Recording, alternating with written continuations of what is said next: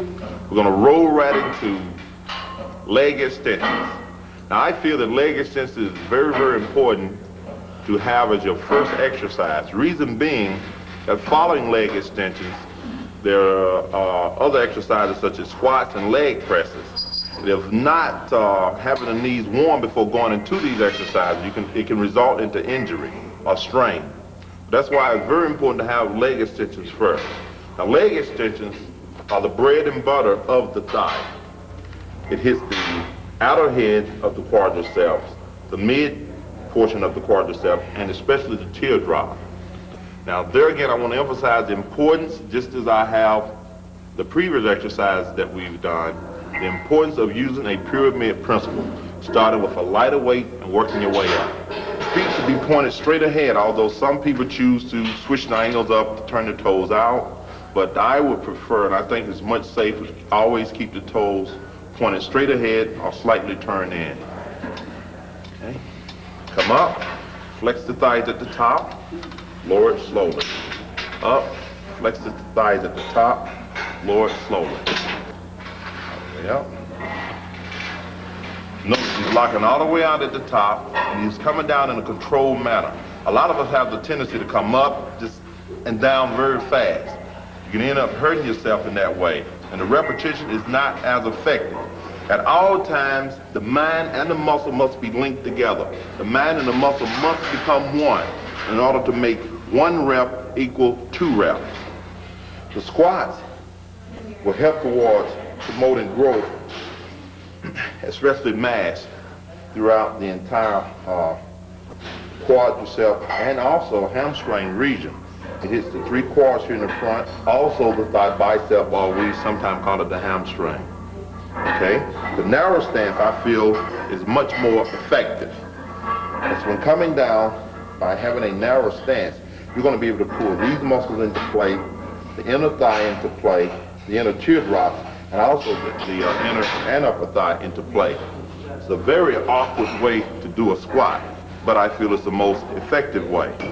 Why do some people stand with the board underneath their head? By using the board, I feel that is incorrect form. A lot of people say, well, I have pain in the lower back. That's why I use the board. Is it cheating? It's cheating. It's almost like leaning forward, which is not going to alleviate the problem. Okay. What you need to do is lower the weight, start off from the beginning, fresh, clean, learn to use the proper stance, and always the method of putting the heels flat on the floor. When you're doing squats, the heels should remain flat on the floor. Never, when on the way down, should the heels come up off the floor. That is an incorrect way to do squats. You end up putting a lot of stress on the lower back. As I emphasized earlier, the importance of using the belt while doing pressing exercises, especially shoulders, is also very important to use them while doing squats, even more so, because the lower back is involved as well as the thighs. There again, pyramid. Make sure that when you begin, it's a weight that you're able to control. It's not too strenuous on the joints. By now, the knees should be partially warm from doing leg extensions. Okay?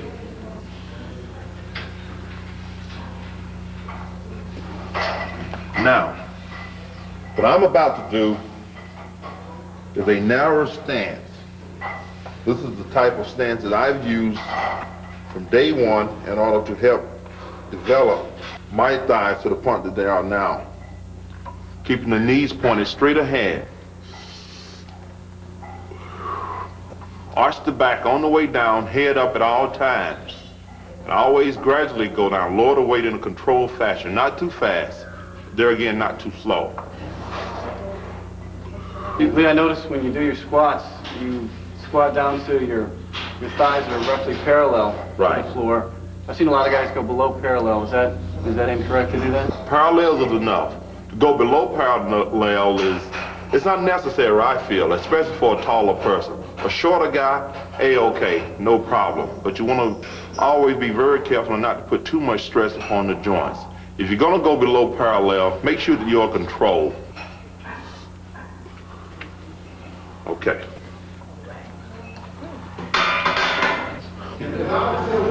Leg presses are excellent for isolating the thigh muscles. isolating the quadriceps and also the hamstring. Now, what it will enable you to do is to get the most out of each and every repetition. Whereas squats being more or less a power move, you're not able to fully squeeze and flex this thigh at the top of the movement. And there again, leg presses carries a lot less danger than squat does. We're going to use a stance where it's somewhat wider, the toes pointed outward, because what we want to do here is work the inner thigh and the upper thigh muscles. Everything is involved here. We can feel a little bit more in the inner thigh, being that the legs are pointed outward. Up.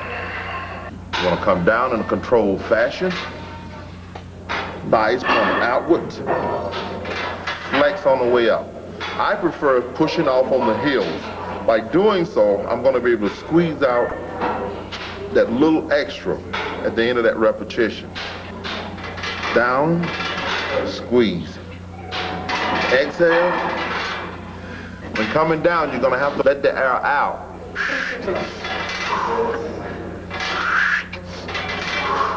So we got a blow, and a blow, okay?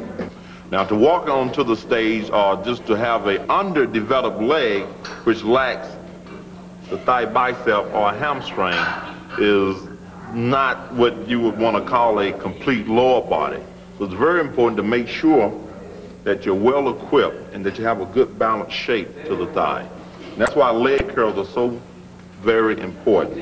And the hamstring muscle being a somewhat harder muscle to stretch and warm up, you want to start with a lighter weight, just as we did on the other exercises, and gradually increase the weight.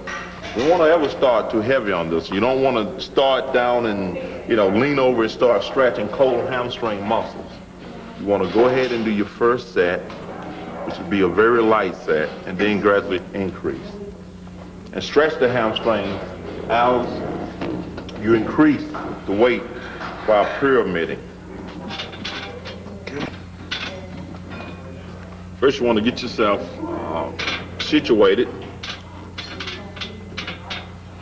And you want to come up and lower it in a slow, controlled fashion. When you're coming up, you want to flex the bicep, the hamstring bicep, at the top of the movement. Let it come down in a controlled, gradual manner. Up. There we go. Always using good form and control. Okay. Now, upon completion of the set, what you want to do is make sure that you stretch the hamstring just a little. Don't overdo it because they're still cold. We've just completed the first set.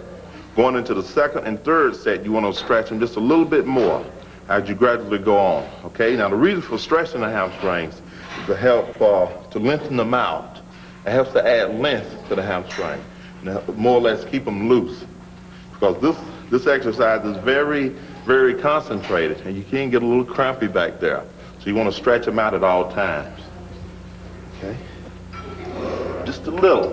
Just rock from side to side, just a little. Just some slight toe raises.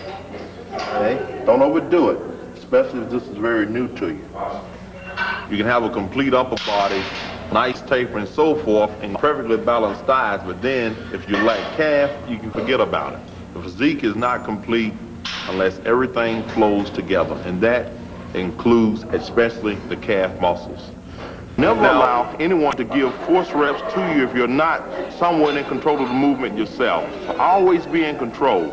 Never allow anyone else to be in control of the movement. It's very important, I feel, at this point to wrap the knees. Some people don't advise wrapping, but I do. I feel that the wraps do act as extra ligaments and tendons and will, in a way, help to protect the knees.